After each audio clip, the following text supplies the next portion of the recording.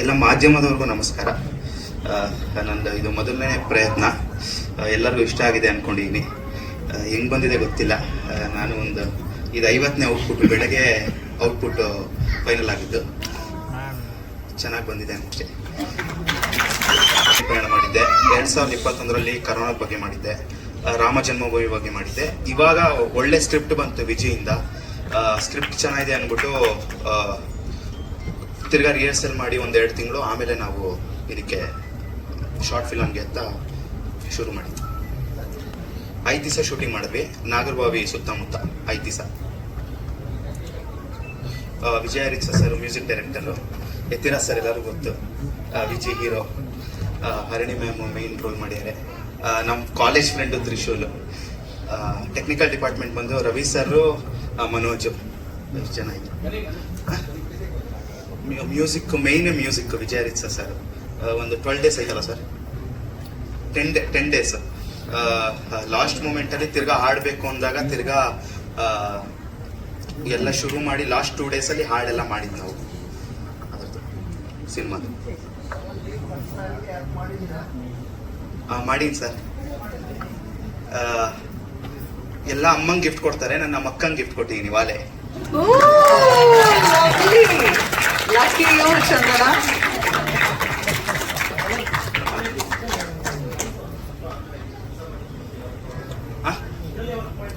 ಇದೆ ನಮ್ದೇ ಕಂಪ್ನಿ ಇದೆಯಲ್ಲ ಸರ್, ಅಲ್ಲೇ ವರ್ಕ್ ಮಾಡಿ.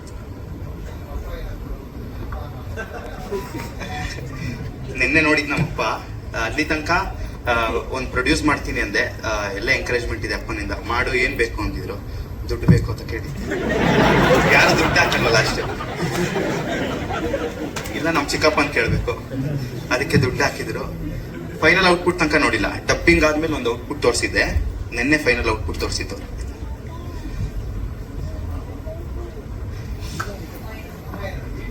ಅವರೇ ಇನ್ಸ್ಪಿರೇಷನ್ ಫಸ್ಟ್. ಎಲ್ಲದಕ್ಕೂ ಫಸ್ಟ್ ಮಾಡು ಅಂತಾರೆ. ಯಾವುದೇ ಸಿನಿಮಾ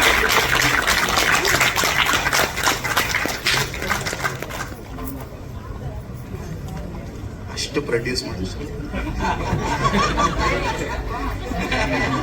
ಅಲ್ಲ, ಅಷ್ಟು ದೊಡ್ಡ budget movie ಅಷ್ಟಿಲ್ಲ.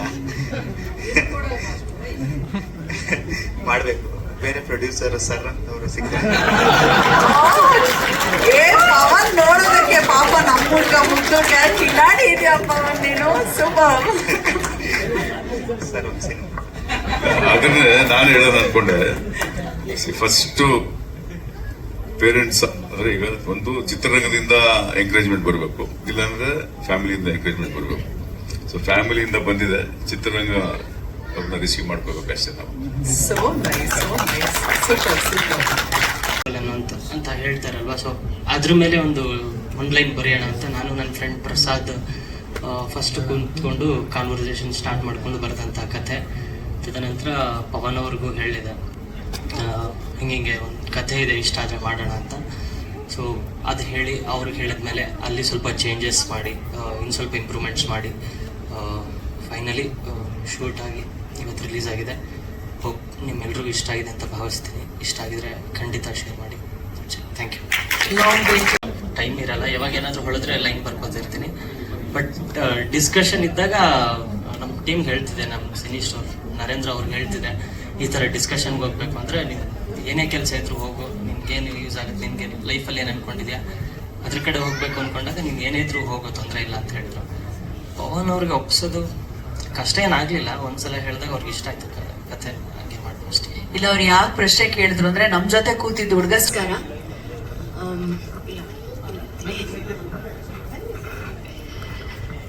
First of all thank you very much. As always ಹೇಳೋ ಹಾಗೆ ನೀವೆಲ್ಲರೂ ಬಂದು ಈ ಒಂದು ಪ್ರಯತ್ನಕ್ಕೆ ಸಪೋರ್ಟ್ ಮಾಡ್ತಾ ಇದ್ದೀರಾ.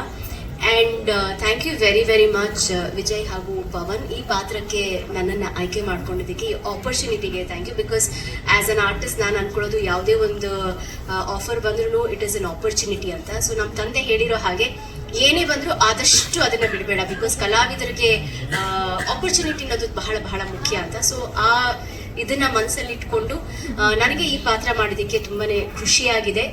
ಆ್ಯಂಡ್ ಐ ಹೋಪ್ ನಿಮ್ಮೆಲ್ರಿಗೂ ಕೂಡ ಇಷ್ಟ ಆಗಿದೆ ಅಂತ ಅನ್ಕೊಂಡಿದ್ದೀನಿ. And for the first time ನಾನು ತುಂಬಾನೇ ನರ್ವಸ್ ಆಗ್ತಾ ಇತ್ತು. ಬಿಕಾಸ್ ಗುರುಗಳಿದ್ರು, ವೆಂಕಟೇಶ್ ಸರ್ ಇದ್ರು ಆ್ಯಂಡ್ ಶ್ರುತಿ ಮ್ಯಾಮ್ ಇದ್ರು, ಕ್ವೀನ್ ಆಫ್ ಎಮೋಷನ್ಸ್. ಸೊ ನಾನು I was a bit nervous to be watching this with all of them. Thank you very much. ನೀವು ಬಂದು ತುಂಬಾ ಸ್ಪೆಷಲ್ ಮಾಡಿದ್ದೀರಿ ಈ ಒಕೇಶನ್ನ. Sir thank you very much. ಎಲ್ಲರಿಗೂ ಶುಭ ಹಾರೈಕೆ. ಕೆಲಸ ಮಾಡ್ತಾ ಇದ್ವಿ ನಾವು. ನನಗೆ ಪವನ್ ತುಂಬಾ ವರ್ಷದಿಂದ ಪರಿಚಯ, ಅಂದ್ರೆ PUC ಇಂದಾನೆ. ಈವನ್ ತ್ರಿಶೂಲು ಅಷ್ಟೇ, ನನ್ನ ಸ್ಕೂಲ್ ಫ್ರೆಂಡ್ ಇವನು. ಸ್ಕೂಲ್ ಟೈಮಲ್ಲೂ ಕೂಡ ನಾವು ಸಿನಿಮಾ ಬಗ್ಗೆನೇ ಮಾತಾಡ್ತಾ ಇದ್ದೀವಿ. ಹೋಪ್ ನಿನ್ಗೆ ನೆನಪಿರುತ್ತೆ ಅಂತ ಅನ್ಕೋತೀನಿ. ಈವನ್ ನನಗೆ ನಮ್ಮೆಲ್ರಿಗೂ ಕೂಡ ಅದೇ ತರ ಫ್ರೆಂಡ್ಸ್ ಸಿಕ್ಕಿದ್ರು. ನಾವು ನ್ಯಾಷನಲ್ ಕಾಲೇಜಲ್ಲಿ ಓದ್ಬೇಕಾದ್ರೆ ಪವನ್ ಬಂದು, ಇಲ್ಲ ನಾವೇನಾದ್ರೂ ಒಂದು ಮಾಡೋಣ, ಇಲ್ಲ ಮಚ್ಚ ನಾವೆಲ್ಲ ಒಂದು ಒಳ್ಳೆ ಟೀಮ್ ಇದೀವಿ, ಒಂದು ಟೀಮ್ ಆದ್ರೆ ಒಂದು ಸಿನಿಮಾ ಮಾಡ್ಬೋದು ಅಂತ ಅನ್ಕೊಂಡು ಇವತ್ತು ಇಲ್ಲಿವರೆಗೂ ತಗೊಬಂದು ನಿಂತ್ಕೊಂಡ್ಬಂದಿರ. ಅಂಡ್ ಮೊದಲನೇದಾಗಿ ಎಲ್ರಿಗೂ ಥ್ಯಾಂಕ್ ಯು ಹೇಳ್ತೀನಿ. ಇಲ್ಲಿಲ್ಲೇ ಓಡಾಡ್ತಾ ಇದ್ವಿ, ಇವತ್ತು ಮೇಲೆ ಕರ್ಕೊಂಡ್ಬಂದು ನಿಲ್ಸಿದ್ದೀರಾ. ಇದು ಒಂದೇ ಅಲ್ಲ, ಇನ್ನು ದೊಡ್ಡ ದೊಡ್ಡ ಆಲೋಚನೆಗಳಿದೆ. ಖಂಡಿತ ನಿಮ್ಮ ಆಶೀರ್ವಾದ ಇದ್ರೆ ಖಂಡಿತ ಹೋಗಿ ಮಾಡ್ತೀವಿ. ಅಂಡ್ ಸ್ಪೆಷಲ್ ಥ್ಯಾಂಕ್ಸ್ ರಾಘವೇಂದ್ರ ಚಿತ್ರವಾಣಿಗೆ, ವೆಂಕಟೇಶ್ ಸರ್ಗೆ. ಅವ್ರಿಲ್ಲ ಅಂದಿದ್ರೆ ಇದೆಲ್ಲ ಸಾಧ್ಯ ಆಗ್ತಾನೆ ಇರಲಿಲ್ಲ. ಅಂಡ್ ಅವ್ರು ಎಷ್ಟು ಸಪೋರ್ಟ್ ಮಾಡಿದ್ದಾರೆ ಅಂತ ನಮ್ಮೆಲ್ರಿಗೂ ಗೊತ್ತು. Thank you sir, thank you so much sir. ಇದೇ ತರ ಅವಕಾಶಗಳು ಮಾಡ್ತಾ ಇರ್ತೇವೆ. ನಾನು ಆಕ್ಟರ್ ಆಗ್ಬೇಕು ಅಂತ ಬಂದಾಗ ಈ ತರ ಫ್ರೆಂಡ್ ಅಂತ ಕೈ ಬಿಡಿದ್ರ, ಅವ್ರು ವಿಜಯ್ ಅವರು ಸ್ಟೋರಿ ಹೇಳಿದಾಗ, ಈ ಫ್ರೆಂಡ್ ಕ್ಯಾರೆಕ್ಟರ್ ನಮ್ಮ ಫ್ರೆಂಡ್ ಒಬ್ಬ ಇದ್ದಾನೆ, ಆಕ್ಟರ್ ಇದ್ದಾನೆ, ಅವ್ನು ಮಾಡ್ತಾನೆ ಅಂತ ನಂಗೆ ಚಾನ್ಸ್ ಕೊಟ್ಟು ನನ್ನ ಮೇಲೆ ನಂಬಿ ಇಲ್ಲಿ ಗಂಟ ಕರ್ಕೊಂಡ್ ಬಂದಿರೋದಕ್ಕೆ ಥ್ಯಾಂಕ್ ಯು ಹೇಳ್ತೀನಿ ಅಷ್ಟೇ. Thank you. ಬೇಸಿಕಲಿ ಫಸ್ಟ್ ನಾನು ವೆಂಕಟೇಶ್ ಸರ್ಗೆ ಮತ್ತೆ ಎದುರ ಸರ್ ಥ್ಯಾಂಕ್ಸ್ ಹೇಳಬೇಕು.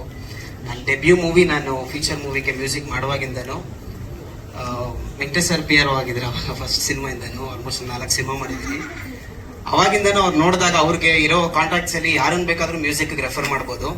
ಬಟ್ ಎವ್ರಿ ಟೈಮ್ ಅವ್ರ ಹತ್ರ ಯಾರಾದ್ರೂ ಒಂದು ಹೊಸಬ್ರು ಅಥವಾ ಒಂದು ಮೀಡಿಯೋಕರ್ ಬಜೆಟ್ ಅಲ್ಲಿ ಯಾವ್ದಾದ್ರು ಬಂದಾಗ ಫಸ್ಟ್ ನನಗೆ ರೆಫರ್ ಮಾಡ್ತಾರೆ, ಹೋಗಿ ಚೆನ್ನಾಗಿ ಮಾಡ್ತಾನೆ ಹುಡುಗ, ಇದ್ ಮಾಡ್ತಾನೆ ಅಂತ.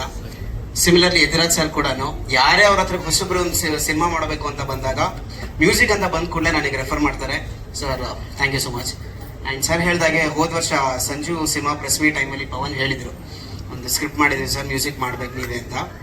ನಾನು ಎಕ್ಸ್ಪೆಕ್ಟ್ ಮಾಡಿದ್ದೆ ಬಹುಶಃ ಒಂದು ವ್ಯೂಸ್ಗೋಸ್ಕರ ಅಥವಾ ಬೇಗ ರೀಚ್ ಆಗುತ್ತೆ ಕಂಟೆಂಟ್ ರೀಲ್ಸ್ ಅಲ್ಲಿ ಅದಕ್ಕೋಸ್ಕರ ಒಂದು ಕಾಮಿಡಿ ಎಲಿಮೆಂಟು ಅಥವಾ ಒಂದು ಸಸ್ಪೆನ್ಸ್ ಥ್ರಿಲ್ಲರ್ ಸೈಕಿಕ್ ಎಲಿಮೆಂಟ್ ಏನೋ ಮಾಡ್ತಾರೆ ಅಂತ.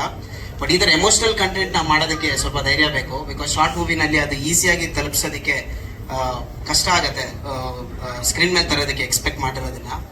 ಸೊ ಬಹುಶಃ ಎಲ್ಲ ಟೀಮ್ ಮೇಟ್ಸ್ ಎಲ್ಲರೂ ಸೇರಿ ಮಾಡಿರೋ ಕಂಟೆಂಟ್ ಚೆನ್ನಾಗಿ ರೀಚ್ ಆಗಿದೆ ಅನ್ಕೊಳ್ತೀನಿ. ಅಂಡ್ ಒಂದು ಸ್ಪೆಷಲ್ ಮೆನ್ಷನ್ ಮನೋಜ್, ಪವನ್ ಮತ್ತೆ ತ್ರಿಶೂಲ್, ಅವರು ಒಳ್ಳೆ ಟೀಮ್ ಇದ್ದಾರೆ. ಇನ್ಫ್ಯಾಕ್ಟ್ 3 ಜನ ಒಬ್ಬೊಬ್ರು ಸ್ಟುಡಿಯೋಗೆ ಬಂದಾಗ್ಲೂ ಅಥವಾ ಒಟ್ಟಿಗೆ ಬಂದಾಗ್ಲೂ ಅವ್ರೆಲ್ಲರ ಮಾತು ಒಂದೇ ಇರೋದು. ಸೊ ಅವ್ರಿಗೆ ಕ್ಲಾರಿಟಿ ತುಂಬಾ ಚೆನ್ನಾಗಿತ್ತು ಕಂಟೆಂಟ್ ಮೇಲೆ. ಬಹುಶಃ ಅದು ತೆರೆ ಮೇಲೆ ಕಾಣ್ತಿದೆ ಅನ್ಕೊಳ್ತೀನಿ.